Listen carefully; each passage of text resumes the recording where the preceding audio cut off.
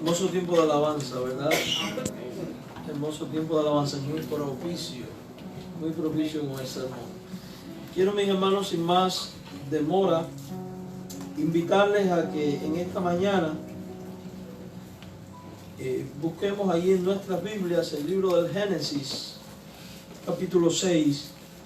Libro del Génesis, capítulo 6.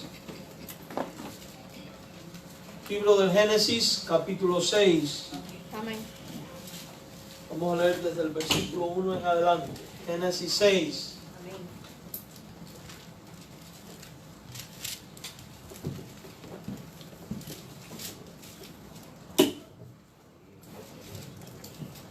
Génesis, capítulo 6. Dígame cuando lo tenga, ¿eh? Amén. Dice así: aconteció que cuando comenzaron los hombres a multiplicarse sobre la faz de la tierra, y le nacieron hijas, que viendo los hijos de Dios que las hijas de los hombres eran hermosas, tomaron para sí mujeres, escogiendo entre todas. Y dijo Jehová: no contenderá mi espíritu con el hombre para siempre, porque ciertamente él es carne, mas será sus días 120 años. Había gigantes en la tierra en aquellos días, y también después que se llegaron los hijos de Dios a las hijas de los hombres, y les engendraron hijos. Estos fueron los valientes que desde la antigüedad fueron varones de renombre. Y vio Jehová que la maldad de los hombres era mucha en la tierra, y que todo designio de los pensamientos del corazón de ellos era de continuo solamente al mal. Oramos. Padre, en el nombre de tu amado Hijo Jesucristo, te suplicamos que en esta mañana seas tú tomando el control de la predicación y hablando a nuestras vidas y a nuestros corazones. Reconocemos nuestra necesidad de ti, Señor, y suplicamos que seas tú quien tomes el control de la predicación y que seas tú quien ministres. Quita lo humano, lo terrenal, y sé tú trayendo palabra a cada corazón aquí presente, al que nos sigue por el internet. Háblanos a cada uno de nosotros, Señor. En el nombre de Jesús rogamos estas cosas. Amén. Bien, amados hermanos, en las próximas 5 semanas vamos a estar hablando sobre la doctrina de la gracia, sobre la salvación. Y para ello es necesario que lo hagamos por parte y paso a paso, porque es un tema muy amplio y que para ser comprendido en su totalidad es necesario ir con calma. Así que para poder entender todo es necesario que usted pues venga por las próximas 5 semanas, ¿verdad? Y no yo estoy haciendo propaganda, es la gran realidad. Hoy vamos a estar hablando acerca de la primera cuestión que tiene que ver en nuestra salvación. Mire, en los círculos evangélicos, y cuando hablo de círculos evangélicos me refiero a las iglesias que se declaran evangélicas, continuamente nosotros escuchamos hablar acerca de la salvación por gracia.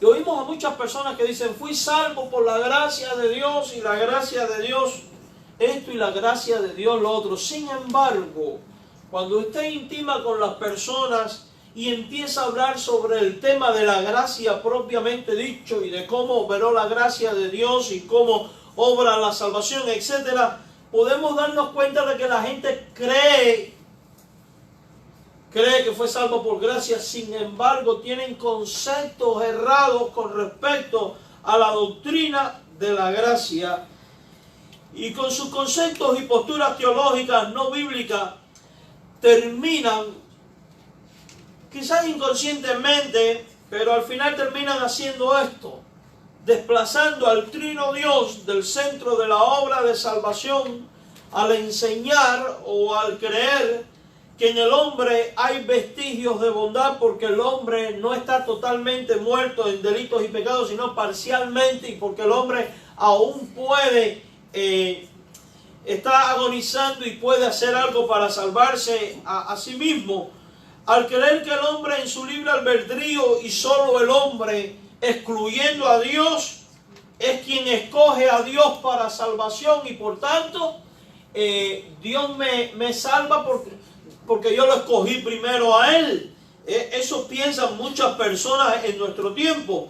Al creer que la gracia fue aplicada a la vida porque decidimos darle una oportunidad a Jesucristo, no resistiéndonos a su gracia y pues aceptándole por voluntad propia sin intervención de Dios como Señor y como Salvador.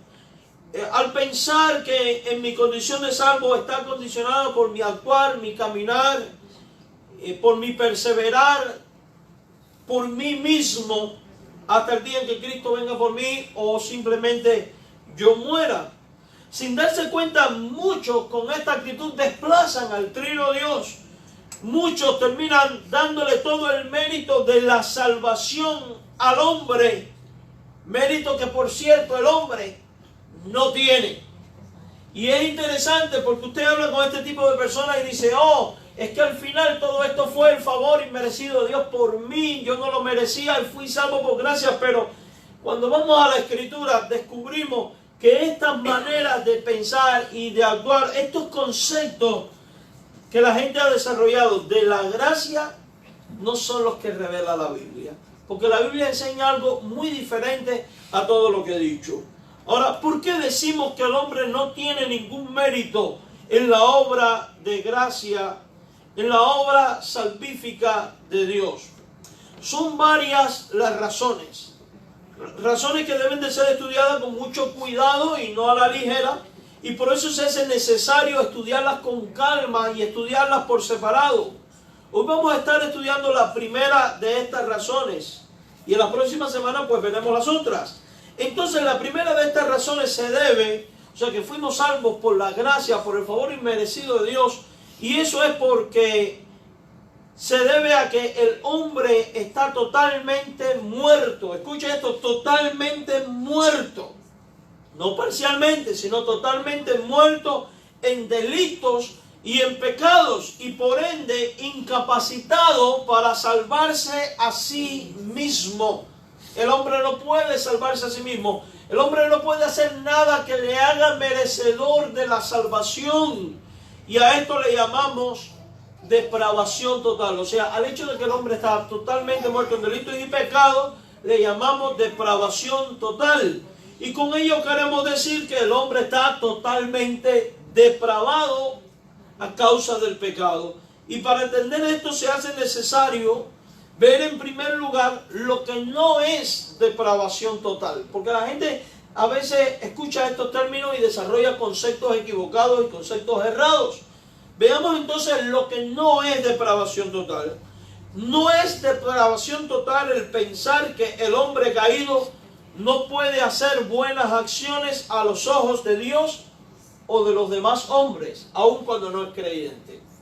O sea, a veces la persona oye el concepto de depravación total y dice, oh, eso quiere decirte que una persona no puede hacer cosas buenas. Nosotros sabemos que aún hasta las personas más perversas hacen cosas buenas. Sabemos que esto no es correcto porque el hombre aún en su condición de pecador realiza buenas acciones. De hecho, aún hasta los hombres más perversos de la historia realizaron buenas acciones para con sus seres amados. Y entonces no podemos hablar de una perversidad a un nivel superlativo, generalizado en todos los seres humanos. No es depravación total el pensar que el hombre caído no tiene conciencia para juzgar entre el bien y el mal. Y digo esto porque cuando leemos el libro de los Romanos y otros textos de la Biblia, descubrimos que los que no tienen la ley de Dios, la conciencia les es dada por ley. Dios puso conciencia en nosotros y conciencia de bien y de mal. Quiere decir que aún la gente no creyente saben cuando algo está mal. Saben cuando algo está mal. De hecho, déjenme decirle algo. Aún la gente que está tristemente en prisión por determinados crímenes, están conscientes que los crímenes cometidos no fueron buenas acciones. Ellos tienen conciencia de ello. Tampoco es correcto pues pensar que el hombre caído no tiene conciencia para juzgar entre bien y mal, pues Dios ha puesto la conciencia. Tampoco es Depravación total el pensar que las personas permitan que practiquen toda forma de pecado o cualquier pecado a su máxima extensión. Sabemos que esto no es una realidad porque basta mirar a nuestro alrededor. No hay que ser. Vemos a nuestro alrededor y vemos que la mayoría de la gente no es cristiana. Sin embargo, todo el mundo no es un asesino, todo el mundo no es un violador de niños, todo el mundo no es un traficante de drogas. La gran realidad es que estos lo son los menos. Entonces, no podemos pensar que depravación total significa pecar en manera extrema. No, eso es un error, es un error. Entonces, ¿qué es la depravación total? ¿A qué nos referimos cuando hablamos de depravación total? ¿Qué enseña la Biblia con respecto a depravación total? Para una mejor definición del concepto se hace necesario que vayamos palabra por palabra hasta componer la enseñanza. ¿Y qué entendemos por la palabra depravación? Por depravación entendemos que no hay nada que el hombre pueda hacer con Dios para merecer el favor de la salvación. Repito, por depravación entendemos que no hay nada que el hombre pueda hacer con Dios para merecer el favor de la salvación. Y más adelante vamos a estar ahondando a la luz de la Biblia del por qué decimos esto. Y cuando hablamos de total, hablamos del hecho, de la realidad de que la depravación se ha extendido a todos los aspectos de la naturaleza humana, a todo su ser. Entonces, por depravación es que no hay nada que el hombre pueda hacer con Dios para merecer el favor, y por total estamos hablando que la depravación se ha extendido a todos los aspectos de la raza humana, a todo su ser. Entonces, cuando hablamos de depravación total, nos referimos a que no hay nada que el hombre pueda hacer con Dios para merecer el favor de la salvación, porque la depravación se ha extendido a todos los aspectos de nuestra naturaleza, a todos los aspectos de nuestro ser. Uno de los teólogos de la Reforma Protestante, Juan Calvino, definió la depravación total del hombre de la siguiente manera. Él dijo: todos los hombres son concebidos en pecado, y al nacer como hijos de ira, incapaces de algún bien saludable o salvífico, e inclinados al mal, muertos en pecado y esclavos del pecado, y no quieren y no pueden volver a Dios, ni corregir su naturaleza corrompida, ni por ellos mismos mejorar la misma, sin la gracia del Espíritu Santo, que es quien regenera. Entonces, mis hermanos, al examinar la palabra de Dios, que descubrimos que la Biblia enfatiza y enseña la depravación del hombre. Porque estos conceptos no surgieron de la creatividad humana, surgieron de la revelación de Dios. Surgieron de la boca de Dios porque fueron enseñadas por Dios en la Escritura. Y cuando vamos a la Escritura, vemos que el hombre continuamente practica el pecado. No hay un momento en nuestra vida en la cual decimos: ya no peco más a partir de aquí, o ya no he cometido más pecados a partir de aquí. No importa que seas creyente o no creyente, la gran realidad es que el hombre continuamente comete pecado. Continuamente peca. Claro está, el que no es creyente peca deliberadamente, porque no ama a Dios, no tiene a Dios, no le interesa a Dios, de hecho no busca a Dios, y peca deliberadamente. El ya creyente, si es verdadero convertido, no va a tener el pecado como estilo de vida, por tanto peca por omisión, por transgresión, independientemente de que a veces estamos conscientes y también pecamos, lo cual es fatal para su vida y para su relación espiritual. Pero lo cierto es que también cometemos pecados. Mire, en los albores de la creación, y esto lo podemos ver en el texto que acabamos de leer, cuando el hombre era prácticamente nuevo sobre la tierra, dice el Génesis capítulo 5 que Dios miró a los hombres Y esto es lo que encontró.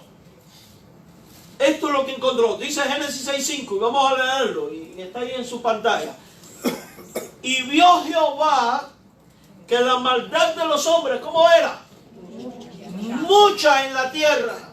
O sea que la maldad es abundante entre los hombres. Ninguno de nosotros puede negar eso. Ninguno de nosotros incluso puede decir, yo no tengo abundante maldad en mi corazón, porque lo cierto es que la Biblia dice que el que diga que no ha cometido pecado, el tal es un mentiroso y la verdad no está en él. Recuerde que Dios ve lo que el hombre no ve. Y que de Dios no nos podemos escapar, estamos en su presencia continuamente. Y dice la Biblia que es revelación de Dios, que lo que miró Dios en el hombre es que la maldad era mucha en la tierra. Ahora, Dios ve algo más, dice, y que todo designio, toda decisión, toda voluntad de los pensamientos del corazón de ellos, del corazón de los hombres, era como de continuo, o sea, continuamente, una y otra vez, una y otra vez, una y otra vez, de continuo, ¿qué? Solamente, no quite palabras del texto, de continuo, solamente al mal. O sea que toda decisión que el hombre tomaba era solamente para mal. Esa es nuestra naturaleza. Así que si los designios del pensamiento del corazón del hombre sin Dios es solamente al continuo al mal, dígame, ¿cómo puede haber gente que piense que el hombre hoy por sí mismo, sin la intervención de Dios, puede buscar a Dios? Ahora, esto es lo que Dios ve, que la maldad de los hombres era mucha, que toda la decisión del pensamiento del hombre era de continuo, era continuamente al mal. En otras palabras, el corazón del hombre en su estado natural, estamos hablando del hombre no regenerado, el corazón del hombre al estar depravado continuamente piensa, actúa y toma decisiones siempre a favor del mal. Eso es lo que dice el texto. Puede chocar con nuestros sentimientos, con nuestros deseos, puede chocar con ese deseo que tiene el hombre de presentarse a sí mismo como perfecto y como lo más grande ante los ojos de otro, pero esa es la gran realidad de lo que Dios ve en nosotros. Y Dios no es mentiroso y Dios no se va a autoengañar. Eso significa que si Dios vio esto en ti y en mí, si Dios vio esto en la humanidad, es porque así es la realidad de la humanidad. Ahora, fíjese, decía ya que los designios y las decisiones del corazón, interesante, el corazón, el lugar donde supuestamente se asientan los sentimientos y de donde se toman las decisiones. Y a veces nosotros decimos, fulano tiene buen corazón. O ¿sabes qué? Cuando la persona está tomando decisiones decimos, haz lo que te diga tu corazón. Y esos son los criterios de nosotros. Y a veces la gente dice, tiene buen corazón. No es creyente, pero tiene buen corazón. Él es cristiano, pero tiene buen corazón. Pero aquí no se trata ni de tu opinión ni de mi opinión. Se trata de cómo ve Dios el corazón de los hombres. Cómo ve Dios el corazón del hombre no regenerado y cómo ve Dios el hombre del corazón regenerado.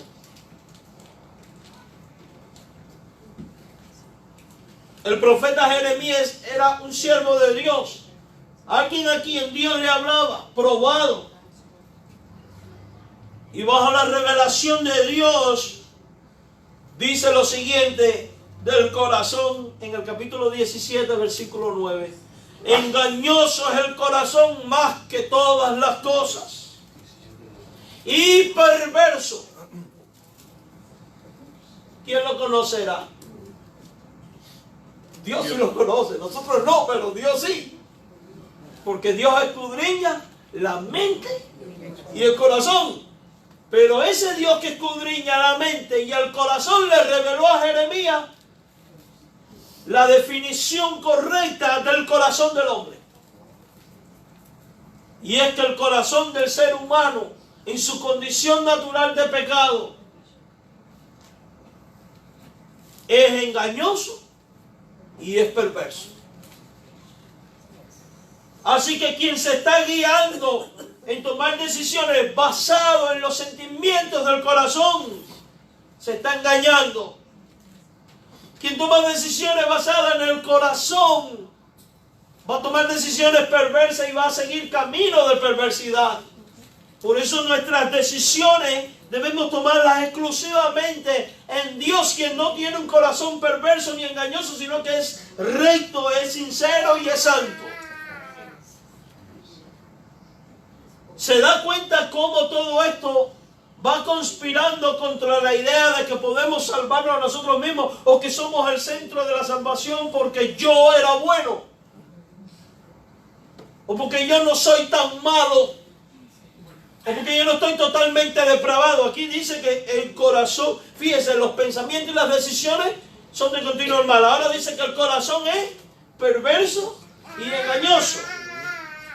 Eso quiere decir que el corazón de todos los hombres está marcado por la perversidad porque en ellos hay perversidad. O sea, está depravado. Está depravado. Ahora, si usted ha ido pensando hasta ahora lo que hemos ido diciendo, usted se podrá dar cuenta que estamos armando la primera parte de la presentación del plan de salvación. Sí, estamos armando la primera parte del plan de salvación. Cuando vamos a poner el Evangelio, ¿qué tenemos que decirle a la persona? Necesitas un Salvador. ¿Por qué? Porque estás perdido. Porque el hombre es pecador, está depravado, sus designios del continuo al mal, tiene un corazón perverso. Vamos a ver que esta doctrina nos permite armar esa primera parte del plan de salvación. Por otro lado, el criterio de los apóstoles en el Nuevo Testamento no es muy diferente al de Jeremías, déjeme le digo. Y esto es lo maravilloso de la Biblia, tiene una unidad extraordinaria. Miren lo que piensa el apóstol Pablo cuando le escribe a los romanos. Miren lo que le dice a los romanos. Y en el capítulo 3, versículo 10 al 12, que leímos también en la lectura primera de la Biblia, del servicio, dice, como está escrito, o sea que está citando algo que ya fue dicho en el Antiguo Testamento. Y Pablo dice, no hay justo. O sea, no hay persona perfecta que se justifique a sí mismo ante los ojos de Dios, sin necesidad de Dios y ajeno de Dios. No hay justo, ni aún uno.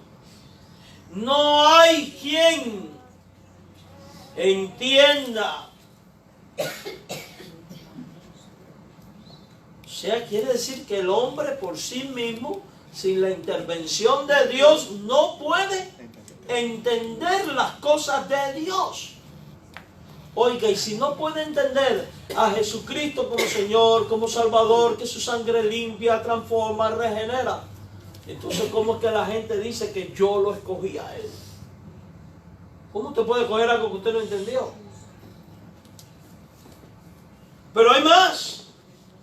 No hay quien busque. Y a veces oímos a gente decir en su testimonio personal, yo estaba buscando a Dios y lo encontré. Tú no encontraste a nadie, ni estabas buscando a nadie tampoco. Si hoy tú estás en Jesucristo, es porque Jesucristo te buscó a ti. Por eso la gloria y la honra y la alabanza por tu salvación no es ni para ti, ni para el evangelista que te evangelizó, ni para nadie. Es exclusivamente para Dios. Porque Él fue el que te buscó cuando tú estabas perdido. Es la gran realidad. Dice la Biblia que Él vino a buscar a las ovejas perdidas de la casa de Israel. Dice la Biblia que andábamos como ovejas sin pastor. Es la gran realidad. No hay quien busque a Dios. Y dice más el verso 12, Todos se desviaron. A una se hicieron, ¿qué? Todos juntos. Juntos. O sea, se juntaron quizás para planificar uno, pero aún en toda esa unidad lo que hay es inutilidad. Se hicieron inútiles. O sea, incapacitados para. No hay quien haga lo bueno. No hay ni siquiera. ¿Se está dando cuenta que son afirmaciones dogmáticas? Y Pablo es un hombre que habla por revelación de Dios. No era ningún mequetrefe. Pablo no está siendo fatalista, porque leeríamos esto y diríamos, ¿qué hombre tan fatalista? ¿Qué hombre tan negativo? Y más en esta sociedad donde hablamos mucho del positivismo. No se trata ni de ser fatalista, ni de ser negativo, ni de ser seguidor de ninguna corriente filosófica. Se trata de la realidad que Dios ha revelado. Y esto es lo que mira Dios en el hombre y es lo que revela del hombre. Pablo está describiendo la realidad del ser humano y nos enseña cómo todas las áreas del ser humano están depravadas, de tal manera que los mismos no pueden hacer nada por sí mismos sin Dios para merecer la salvación. Y aquí estábamos tú y yo. De ahí fuimos sacados tú y yo por la sangre de Jesucristo. Esta era nuestra condición. ¿Se da cuenta entonces que si hoy estoy aquí alabando su nombre, si hoy estoy disfrutando de mi condición de salvo, se debe a su obra de gracia, a su amor, a su bondad, a su misericordia?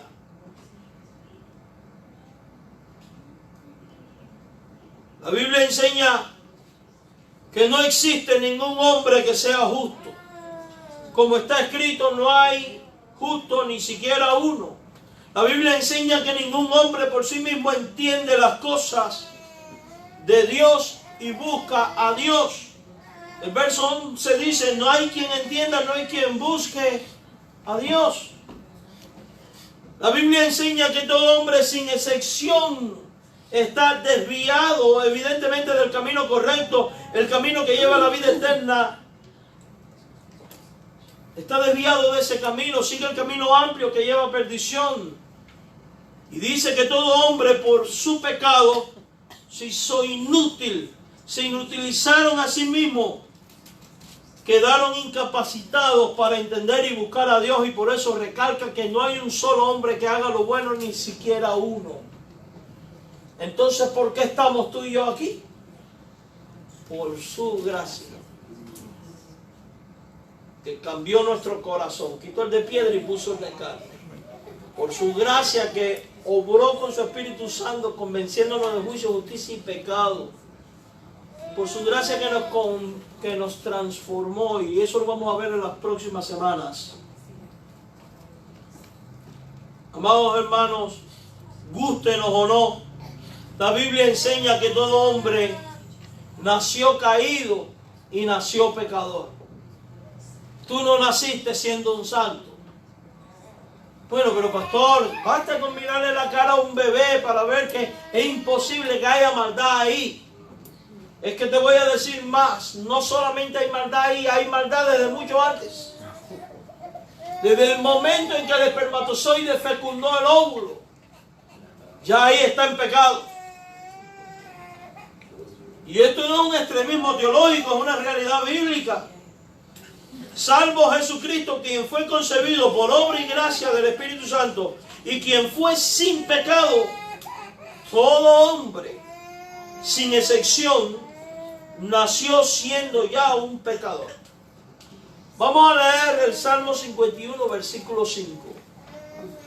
Y me gusta cómo dice esta versión que voy a usar. Dice así, y lo está aquí en la pizarra. Dice, pues yo, a ver, vamos a escuchar aquí. Pues yo soy pecador, ¿de qué? De nacimiento. De nacimiento. Así es, desde el momento en que me concibió mi madre. Desde el momento en que la madre nos concibió, ya fuimos ¿qué? O sea que ya vinimos depravados.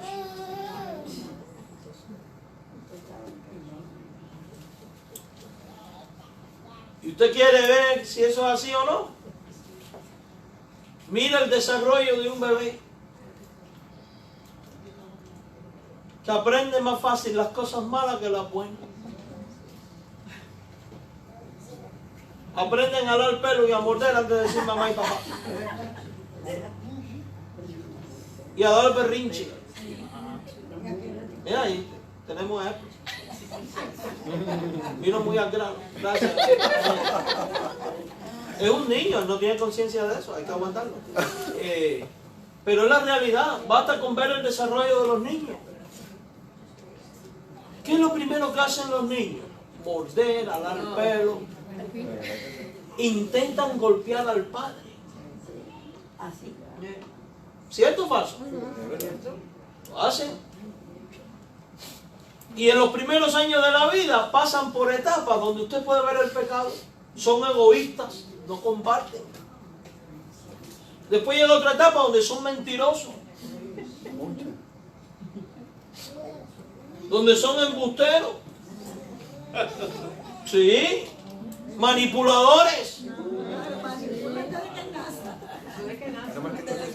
Entonces esos no son tan santos.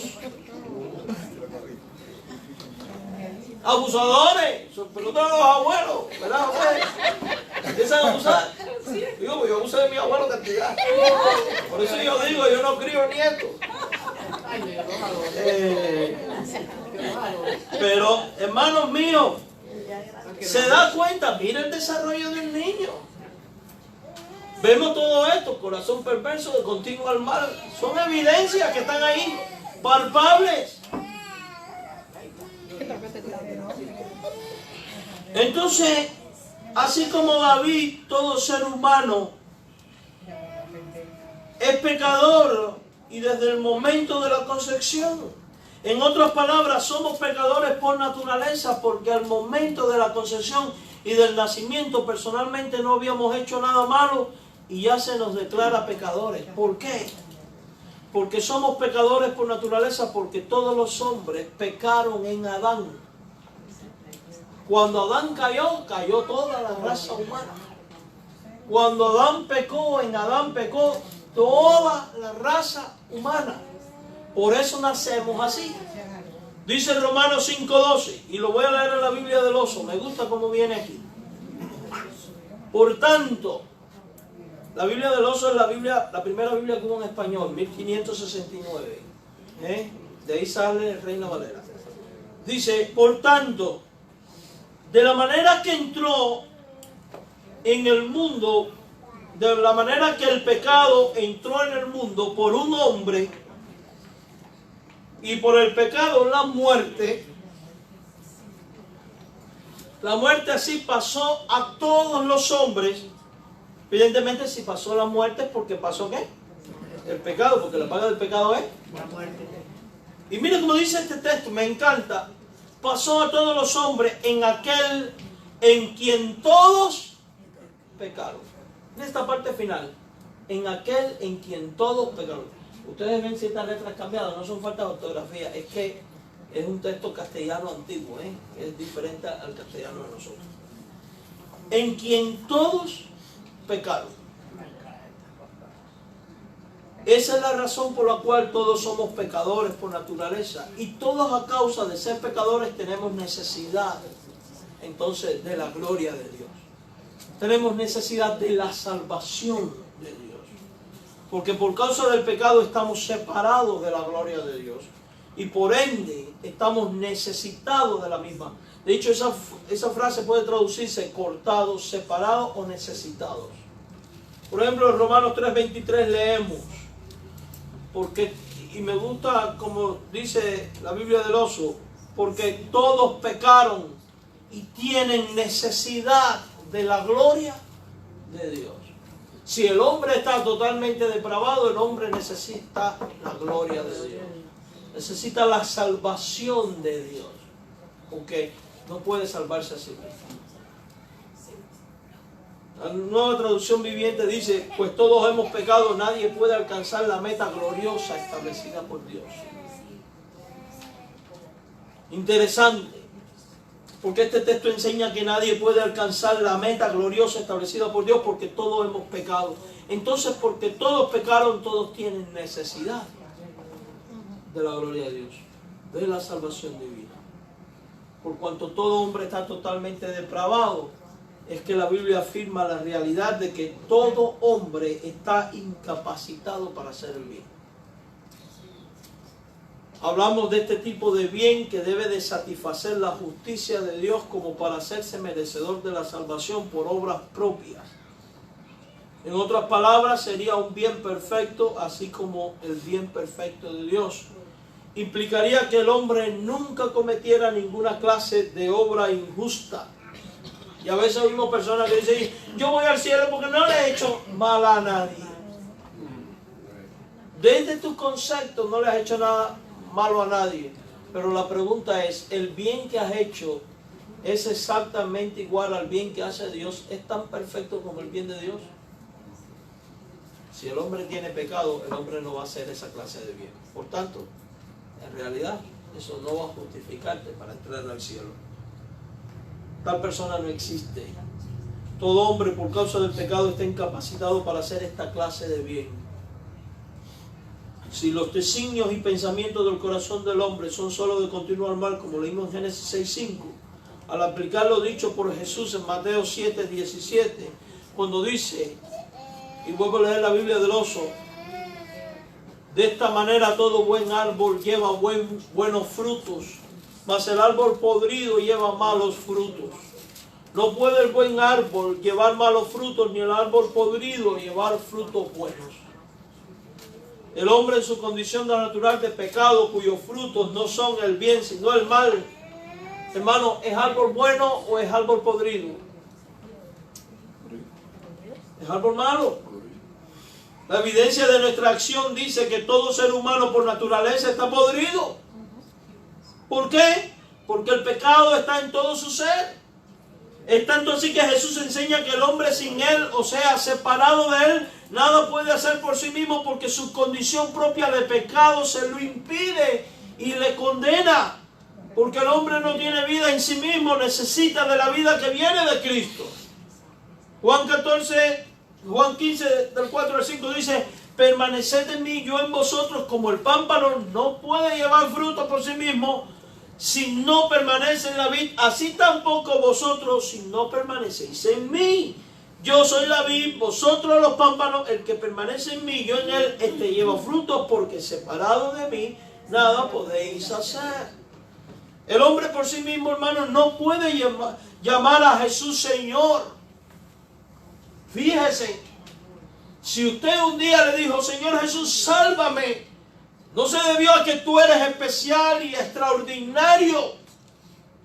Se debió a que ya Jesús estaba trabajando por medio de su Espíritu Santo en tu vida para convencerte de tu condición de pecado, hacerte ver de que necesitas un Salvador y hacerte ver que ese Salvador es Jesús. Por tanto, la verdadera obra de gracia la verdadera gracia nos hace ver que la obra plena de nuestra salvación fue de Dios, no nuestra. El pecado no le permite entender esto ni hacer esto. Quien clama a Jesús como Señor lo hace por la obra del Espíritu. Pablo dice en 1 Corintios 12:3, por tanto os hago saber que nadie que hable por el Espíritu de Dios llama anatema a Jesús. Y nadie puede llamar a Jesús Señor sino por el Espíritu Santo. Si usted clamó a Jesús como Señor, fue por la obra del Espíritu. Entonces usted quedó también, ¿qué? La gloria no te pertenece. Le pertenece al Espíritu de Dios. La obra no fue tuya, fue del Espíritu de Dios. De ese Espíritu que quitó el corazón de piedra y puso un corazón de carne. Lo vamos a ver en próximos sermones. Por eso decimos que el hombre está incapacitado para hacer el bien por sí mismo. Y es porque todo su ser está depravado. De hecho, el hombre no solo puede hacer el bien, sino que además todo hombre está incapacitado para entender el bien.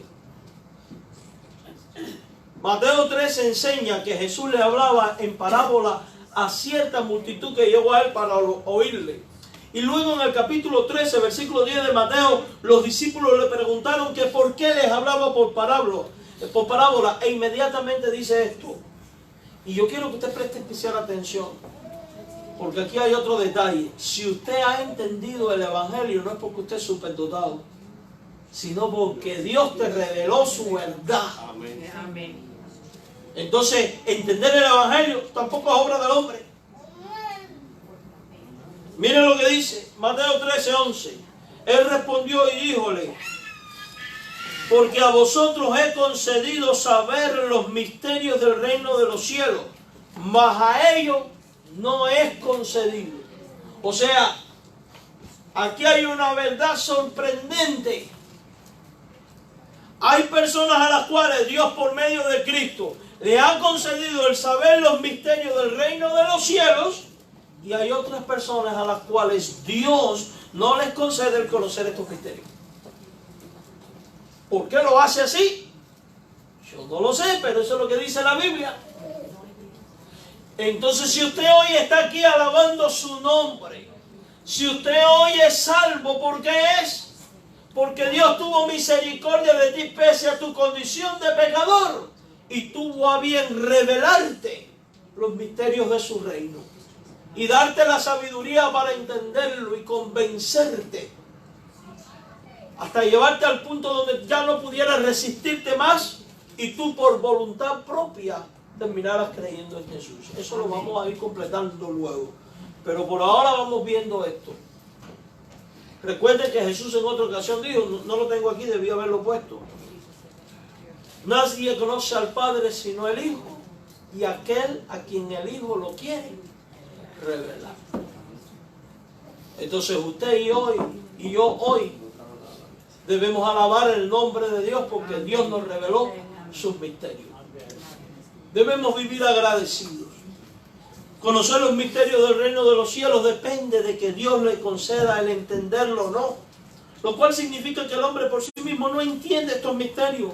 Solo lo entiende cuando Dios le concede entenderlo. Por eso después, en Mateo 13:14, Jesús dice que hay gente que aunque oigan el Evangelio, no entienden el Evangelio, y aunque vean, no perciben. Mira, vamos a leerlo.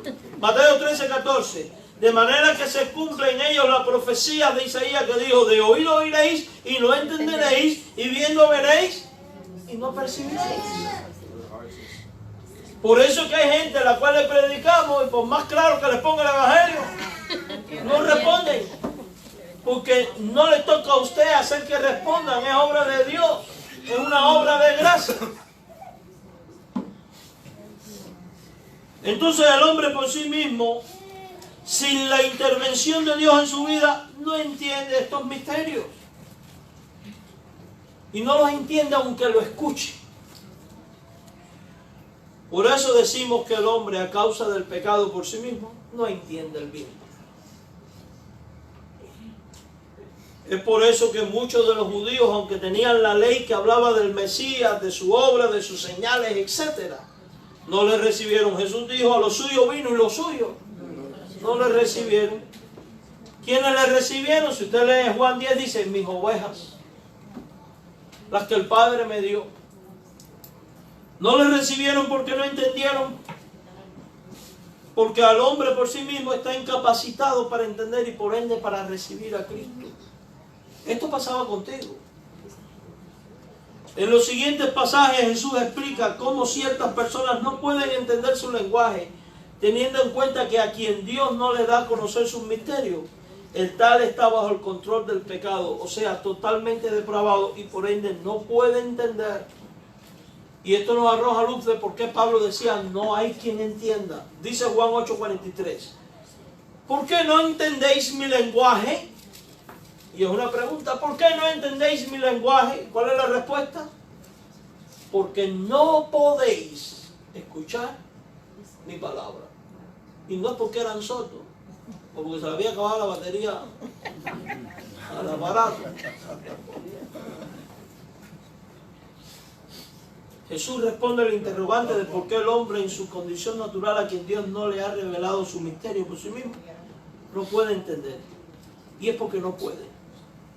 Aun cuando le estén oyendo, en otras palabras, no le pueden entender, no la pueden recibir, porque el hombre en su condición de pecado, plenamente depravado por sí mismo, está incapacitado para entender los misterios del reino de los cielos. Y esta gente no entendió porque no eran hijos de Dios, sino del diablo. Suena fuerte, pero no son mis palabras, son las de Jesús. Mira el verso que viene a continuación, el 44. Vosotros sois de vuestro padre el diablo. Oiga, que a veces decimos, Jesús era ofensivo, directo. ¿Y cómo nosotros queremos disfrazar las cosas para no ofender a la gente con el evangelio? ¿Se imagina aquella gente escuchando y que Jesús le diga, ustedes son del diablo? Ajá. Vosotros sois de vuestro padre el diablo. ¿Y por qué Jesús dice que eran del diablo? Los deseos de vuestro padre quieren hacer. Y en la realidad el hombre en su condición natural, el único deseo que tiene es para con el pecado. Pecar, pecar y siempre pecar. Nunca va a desear a Dios, porque no hay quien busque a Dios. Y alguno podría decir, bueno, pastor, y esa persona que ha estado buscando y deseosa de Dios, hermano, si está buscando es porque el Espíritu Santo le está trayendo, no porque tomó la decisión de buscar. Vuestro padre queréis hacer, vuestro deseo y los deseos de vuestro padre queréis hacer. Dice, él ha sido homicida desde el principio, no ha permanecido en la verdad porque no hay verdad en él. Quien es hijo del diablo no puede entender y por eso no puede por sí mismo creer para salvación y muchísimo menos salvarse a sí mismo. Si solo son hijos de Dios los que creen en Cristo y le reciben, como dice Juan 1:12, entonces los no creyentes son hijos del diablo. Usted y yo cuando no éramos creyentes, guste, no, éramos hijos del diablo.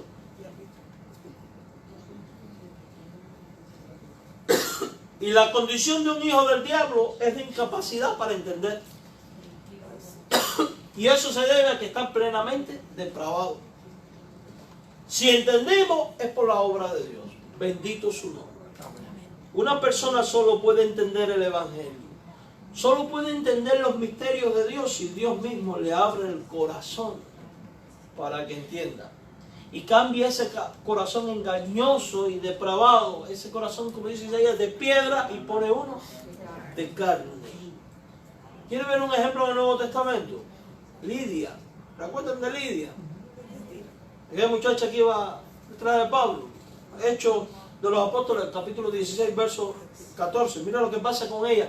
Y en Lidia nos identificamos todos. Esto fue lo que pasó también contigo y conmigo. Una mujer llamada Lidia, vendedora de púrpura, o sea, de tela de púrpura, de la ciudad de Tiatira, que adoraba a Dios, estaba ¿qué? Por eso dice la Biblia, la fe viene por el oír.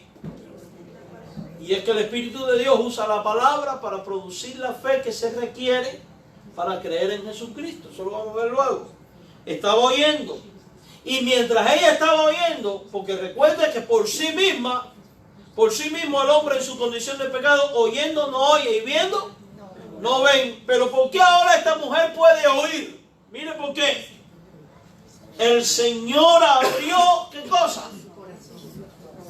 Esto no es que le hizo una cirugía a pecho abierto, Abrió el corazón, abrió el entendimiento para que estuviese atenta a lo que Pablo decía. Si tú y yo hoy entendimos el Evangelio y estamos aquí, es porque Dios abrió tu corazón. Entonces, ¿de quién es la alabanza? ¿Quién merece la gloria y la honra? ¿Se da cuenta por qué esto al mismo tiempo nos compromete con Él? Porque de haber sido por nosotros solos. Uno de los pasajes más contundentes, y ya voy terminando, que prueban que el hombre natural, por estar totalmente depravado, está por ende incapacitado para entender el bien por sí mismo, son dos textos que voy a ver ahora. El primero es 1 Corintios 2:14. Medítelo. El hombre natural, y hasta donde yo sé, ninguno de nosotros es sobrenatural. Eso el hombre en su condición natural de pecado no percibe las cosas que son del Espíritu de Dios. Nosotros vemos gente que dice, yo leo la Biblia, la leo y no entiendo nada. Eso es cuento. Claro, porque estás en tu condición natural. Para él son ¿qué? Locura. Ahora, me encanta lo que dice a continuación, y esto es lo que estamos enfatizando. No las puede entender. Quiere decir que está incapacitado para entender por sí mismo. Porque son cosas que se han de discernir. Si se disciernen espiritualmente, entonces depende de la obra del Espíritu Santo para que sean discernidas. Somos el resultado de la obra del Espíritu de Dios, hermano. Si usted hoy está aquí alabando su nombre y cree en Él, es el resultado de la obra del Espíritu de Dios también. Porque la Biblia es clara, el hombre natural no percibe las cosas del Espíritu, no puede entender las cosas que son del Espíritu. ¿Se puede dar cuenta, mi hermano? No las percibe, no las puede entender, porque solo se pueden discernir espiritualmente, y por los textos ya vistos sabemos que puede discernirse espiritualmente solo cuando Dios te da a conocer sus misterios y cuando el Espíritu Santo obra. Hablando de los gentiles que andan en la vanidad de su mente, o sea, conforme a su naturaleza pecaminosa, porque un verdadero cristiano no anda así, Pablo dice que los tales andan de esta manera. Vamos a leer Efesios 4:18. Vuelvo a citar la Biblia del 1569. Teniendo el entendimiento entenebrecido. ¿Cómo tenían los gentiles el entendimiento? Aquí nos identificamos tú y yo antes de ser salvos. También teníamos el entendimiento, ¿cómo? Lleno de tinieblas. Y cuando uno está en tinieblas, uno no sabe a dónde va. Y está en riesgo de muerte, de caer y de mil cosas. Pero no solo teníamos el entendimiento entenebrecido, dice más. Dice que estábamos ajenos de vida de Dios por la ignorancia que en ellos hay. En las cuestiones de Dios éramos unos ignorantes. Vivíamos ajenos de las cosas de la vida de Dios. ¿Por la ceguedad de qué? Oiga, ¿usted se ha fijado cuántas cosas ha dicho ya la Biblia del corazón? Perverso, engañoso, ciego, duro. ¿Cómo pueden decir que el hombre todavía tiene cosas buenas en él que le pueden llevar a decidir por Dios? Yo no sé ustedes, pero yo no he encontrado esas cosas buenas. El hombre en su condición natural tiene el entendimiento entenebrecido. Y esto es una cadena ascendente, hermano. Lea con cuidado el pasaje. El hombre tiene el entendimiento entenebrecido. Porque el hombre tiene el entendimiento entenebrecido es que vive ajeno de la vida de Dios. Y el hombre vive con el entendimiento entenebrecido y ajeno de la vida de Dios porque su corazón está ¿qué? Enceguecido. ¿Por quién? ¿Por el pecado? Por la plenitud de la depravación que hay en él, pues ya vimos que el corazón del hombre es perverso y engañoso. Entonces el hombre por sí mismo está incapacitado para entender el bien. Y como si eso fuera poco, la Biblia también enseña que el hombre en su condición natural, por cuanto está totalmente depravado, está incapacitado para desear lo bueno. ¿Y sabe por qué está incapacitado para desear lo bueno? Porque está espiritualmente muerto. Y hasta donde yo sé, un cadáver no tiene ni voluntad propia, ni decisión, ni acciones ninguna. Y si un muerto puede decidir y actuar, entonces no está muerto. Miren lo que enseña Jesús. No puede el buen árbol dar malos frutos, ni el árbol malo dar frutos buenos. El árbol malo no puede, está incapacitado. Juan 15, 4 al 5. Permaneced en mí, yo en vosotros. Ya lo dijimos. Si separado de mí, nada puedes. El ser humano por sí mismo no puede llevar fruto. La verdadera vida, la vida abundante y eterna es un regalo de Dios que gozamos porque Dios en su infinita gracia y misericordia nos la dio. Efesios 2:1. Él os dio vida a vosotros cuando estabais muertos en vuestros delitos. Hagamos una exégesis. ¿Quién dio la vida? Él. ¿A quién? A nosotros. ¿Cuándo nos las dio? Estábamos muertos. ¿Cómo estaba? ¿En qué? Delitos y pecados. Y delito. ¿Por qué dice delito? Porque el pecado es transgresión de la ley de Dios. Y termino con esto. ¿Un muerto puede hacer algo por sí mismo? Déjame meterme aquí en el ataúd.